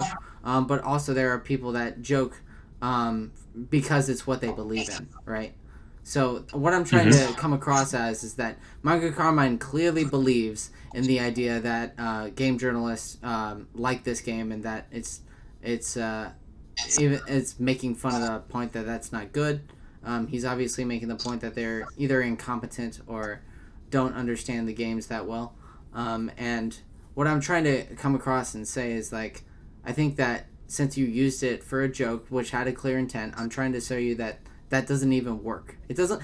Even if we were to say this was a joke, he didn't even read one of the articles. I don't think he read any of the articles actually. I think he just read like some of the titles and that was it. I don't believe that he actually went through it because like a lot of these news articles really aren't that negative. The only one that was negative was the fourth one. I didn't like that one either because I thought it was super selfish. But even then, I don't believe that. I don't think he even did the joke right. Honestly, if we're looking at it that way, anyway. Not gonna lie, I kind of found myself in disagreeing, just saying that I think he's talking about the game's perception, and thus almost every article in the video engaging with said perception. It makes sense to me. It makes sense to go, hey, almost every one of these articles is addressing that and that existing negative perception about them. So I don't think. Let me see if I can get this. Let me see how I can express this. I don't think there's anything wrong with pointing out that all these articles have to engage with that negative perception, and thus he's not saying that almost all these articles agree with him, but he's saying that there is absolutely something like perceived as bad about this game by the general populace, and throughout all the articles they have to they engage with that fact, they engage with that understanding that fans have of the series. So that's why I don't see that as an issue or see him as trying. Maybe one could get the impression that like journalists, I don't get the impression that he thinks that journalists liking the game.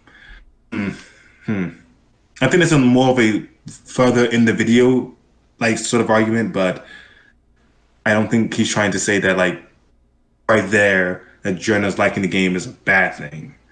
Like that there was a controversy. That there's absolutely, undoubtedly, from the opening joke, visual joke, that there is a controversy about this game. And I think the articles did a good job of like acknowledging that aspect. I mean, okay, but honestly, this is one of the issues where I wish I had Micah Carmine himself, if to know if he's really saying this is a joke or is like he's actually trying to make a point here. I don't think he's trying to point out to another perception. I think it's something deeper, talking about the game journalists, like he's done when he talked about the story. Like he said in the game, he thought that game journalists would find it trash because how it treats women or whatever, and pointing out the fact that they call it sexist. And then in the gameplay, he says that it's easy, and so therefore all the other games are glorified trash. I mean, he's clearly made a lot of jabs at game journalists, so I wouldn't be surprised to start off the video. He starts with that. But even then, I don't even think it functions that well. So.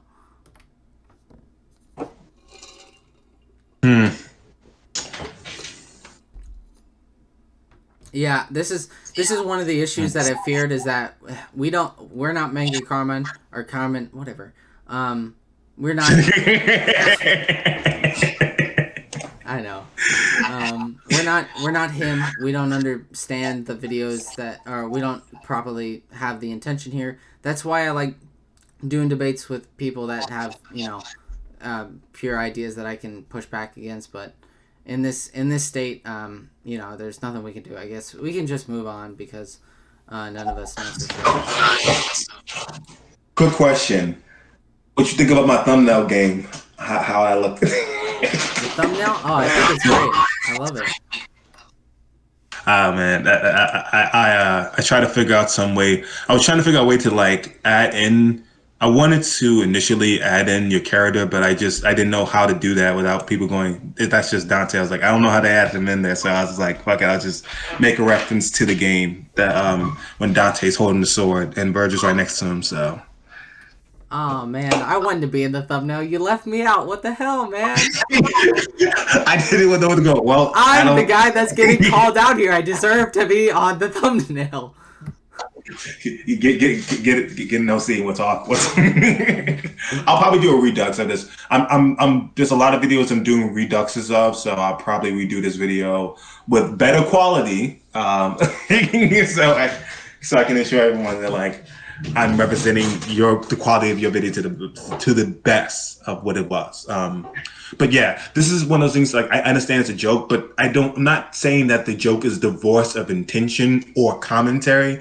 I'm just saying that like I feel as though what the joke was in service of conveying was the undeniable negative perception around the video, the game itself, which is why he says, before showing these articles, he says, what's this game's perception again? And then he shows you the articles, which all of them are tackling to some degree the negative perception that the game did have. So that's how I internalize the joke. Okay, let's move on. The next one up.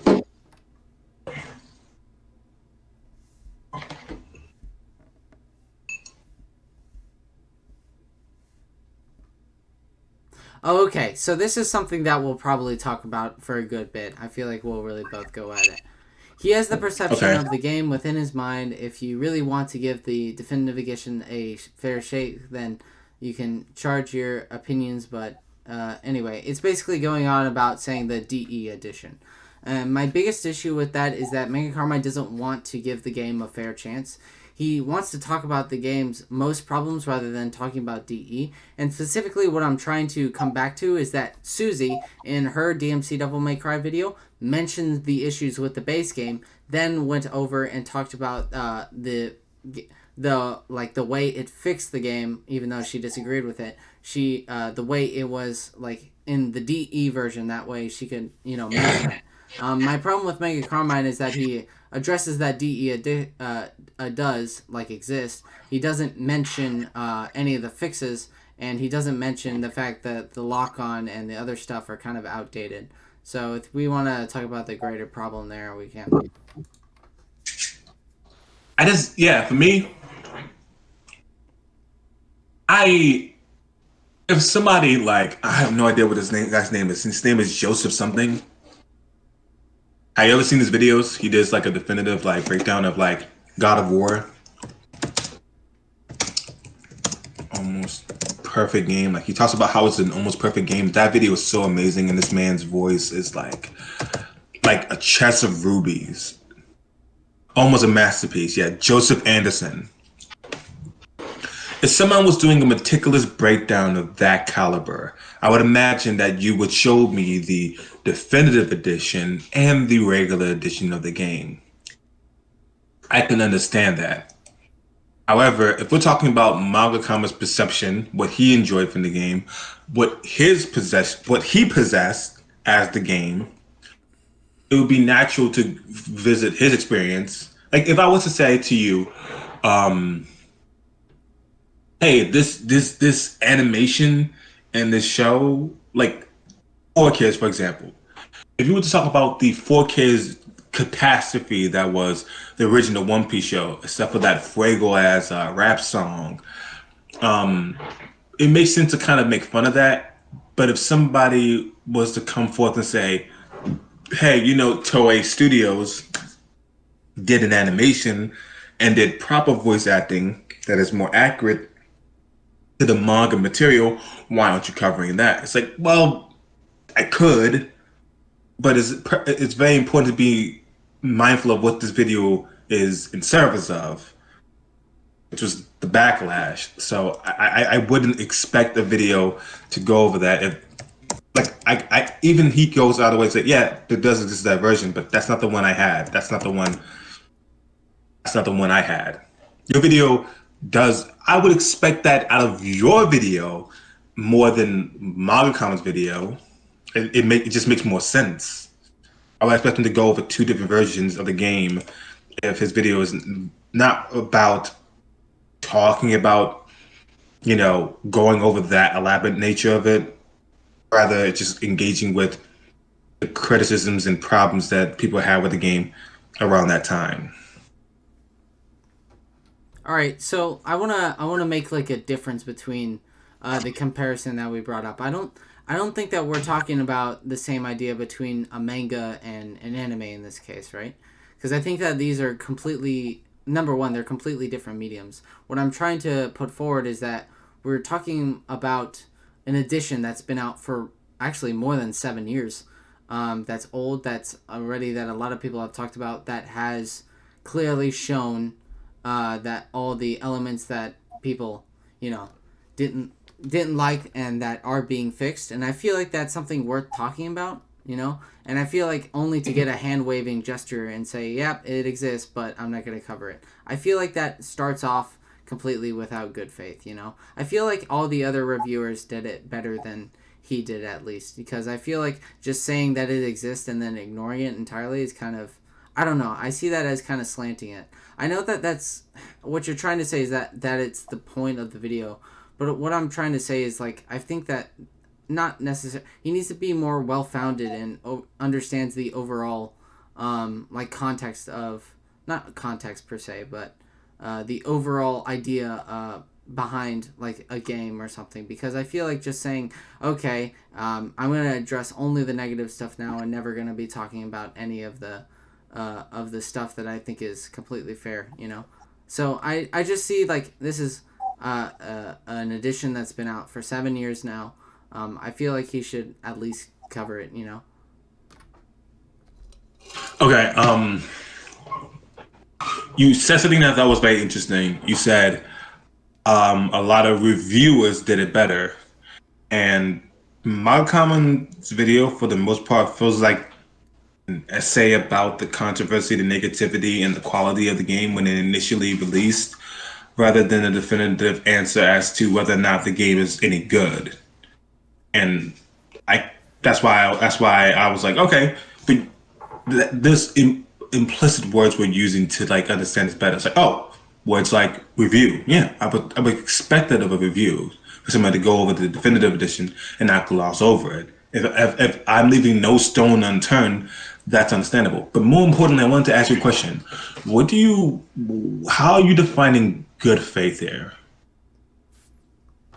I feel like good faith is when you address all the elements in the room. Like, if you address the idea of everything in the room, right?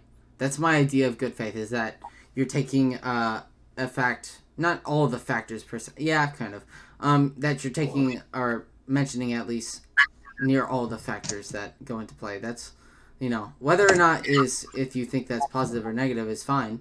I just feel like completely dodging, the fixes entirely, I think is kind of not coming in good faith at all.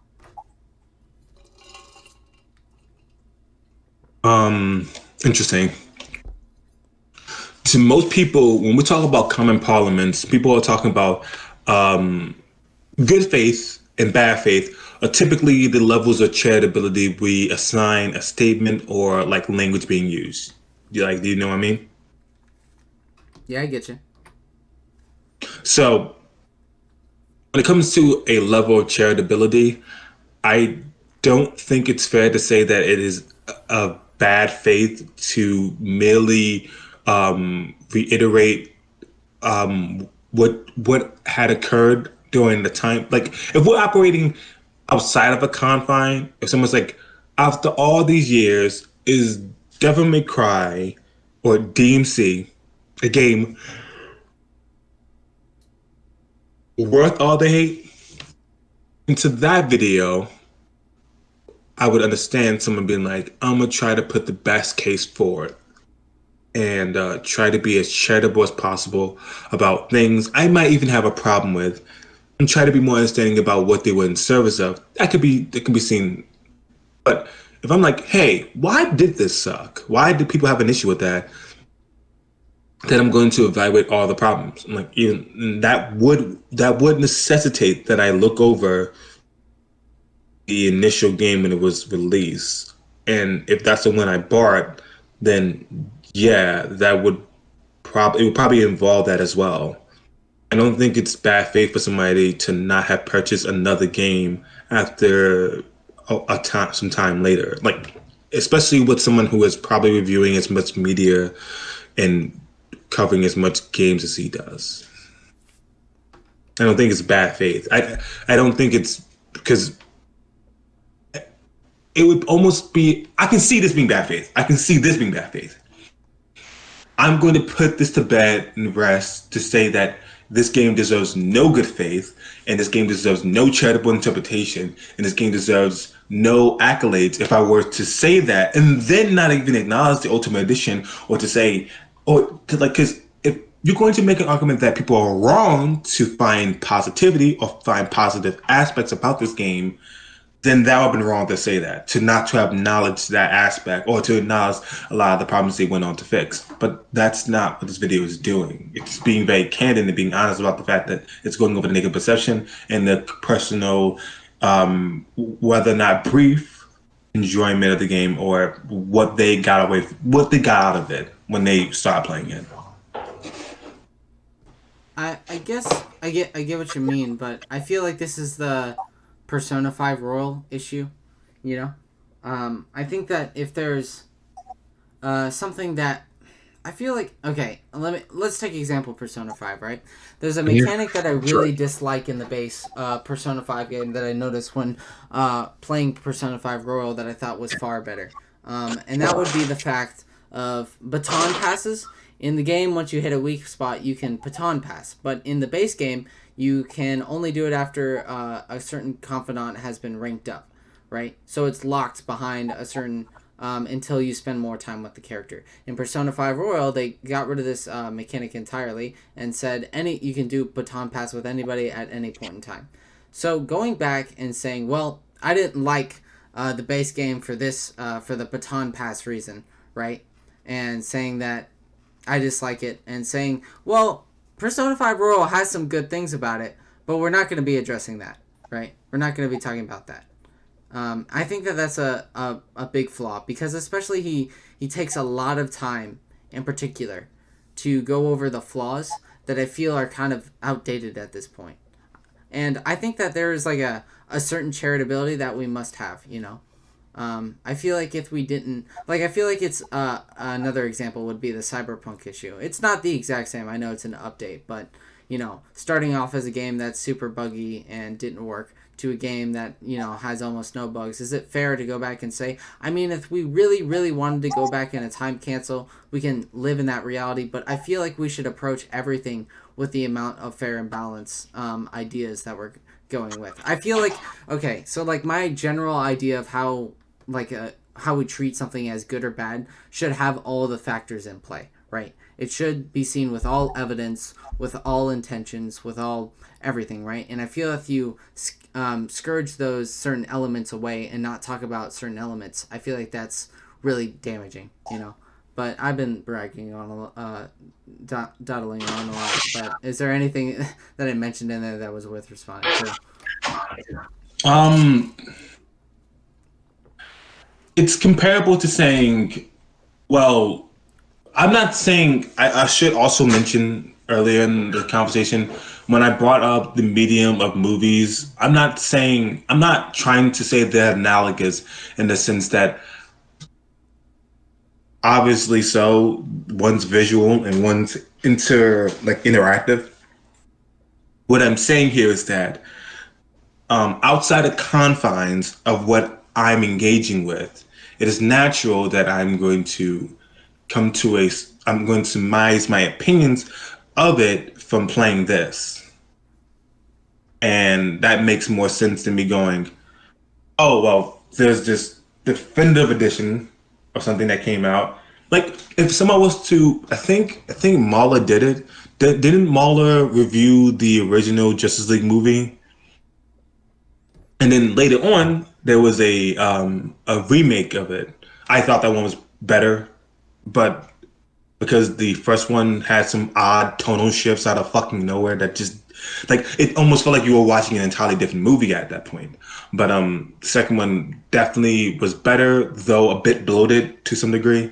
But the point I'm making here is that I don't think it would be dishonest if I were to pretend as though this version doesn't exist.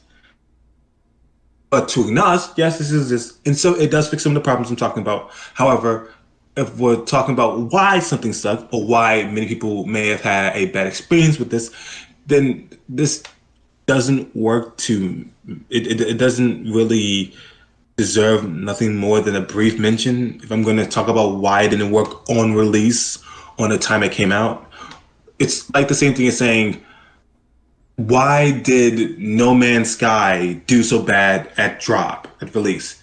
And then someone's like, hey, they fix all the problems now in the most current edition. It's like, yes, good, great. But that has no bearing on the initial release and what I want to, what my video is an analysis of. So if my video was just talk about some definitive, if my video spoke, if I could see this response having ample criticism and being an ample rebuttal, if his video was speaking about a closed and definitive case for the game's quality, but that's not what this video is about. It really isn't. It's really more about understanding why something happened to be the case at that time, rather than saying, does it deserve to be now? Which your video did do, actually. Your video was about, do people deserve to have this perception now about it? Because you look back at a lot of the problems that people talked about. You spend a lot of time periods talking about the quality of the story, quality of the game. And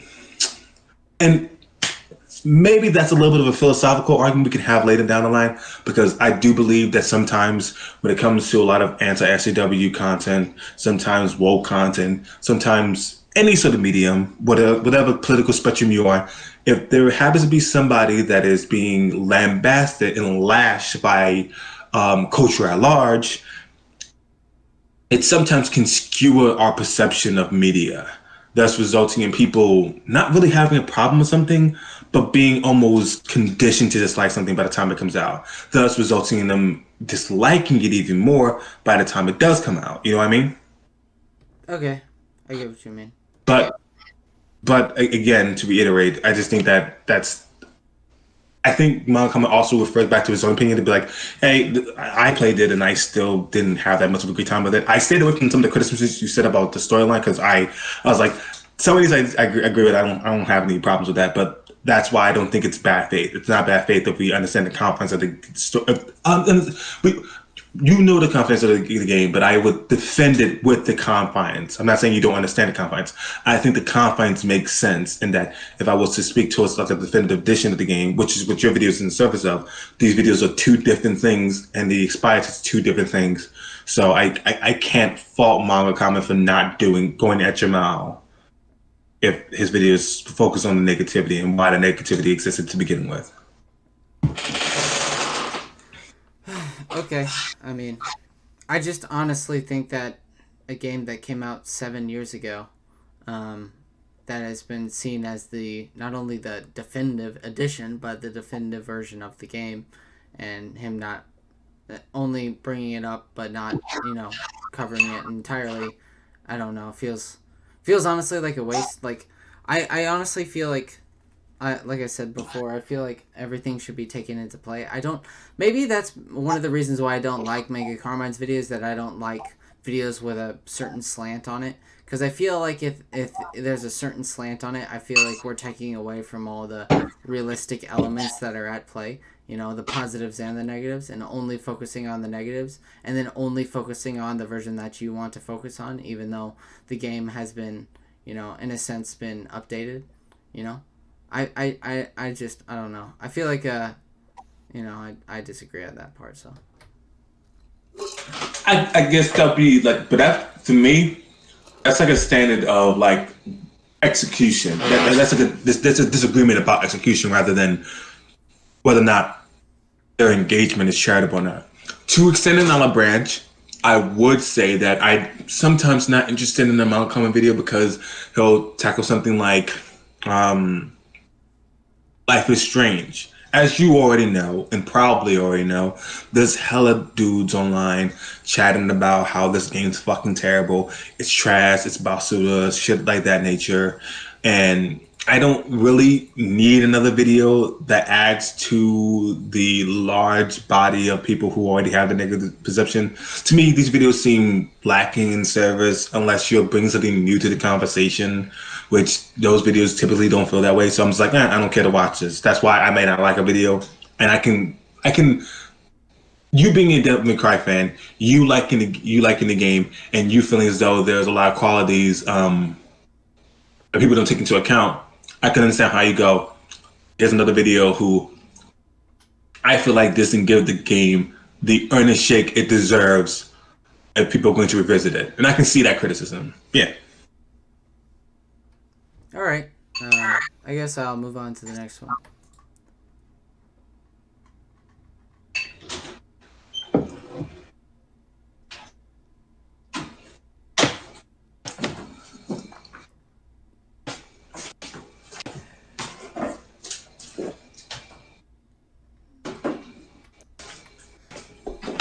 I'm deciding whether or not I want to break this and call it a night and go to another time, or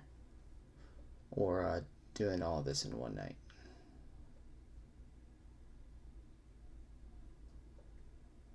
How long is the recording? How long have we been going at it? I can't see because OBS sucks. Oh, 2 hours. Oh my god. Okay, I'll tell him that I'll take a short break, and then I'll. Hey, by the way, I'm gonna take a short break, like 10 to 20 minutes. If we're gonna do this, I feel like I'm gonna be ready for it. So I'm gonna take a quick 10 to 20 minute break. Okay. Yeah, that's fine. Yeah. All right. Cool. All right. All right. So far, I like this guy. He's cool. I don't really have any issues with him. I hope he'll become a part of my community after I talk to him, because I like this guy. I think he's neat. I think he comes in relatively good faith. So how many pages I got? 1 page. And I still got another pair. Freaking. God damn it. Yeah. Oh well. Alright. So far, I think the debate is going pretty well. I want to ask him about the drastic changes to the reboot and, like, the Dante, the character, because I bet he's going to have a different opinion. It's the same problem that I thought that I was going to run into, is that we can't judge. We're talking about somebody else. We're not just in it. This isn't my video specifically, where I covered the game, and then he's asking for my opinions. Because I feel like if we were to talk about the game, like just in general, I feel like we'd come to a better understanding of the game rather than just, echoing, but, whatever. I'll leave it at that, I feel like I'm not directly talking to Mega Carmine. I'm talking to an echo of him, Not to say that he's bad or anything, but, it's just how it is. But anyway.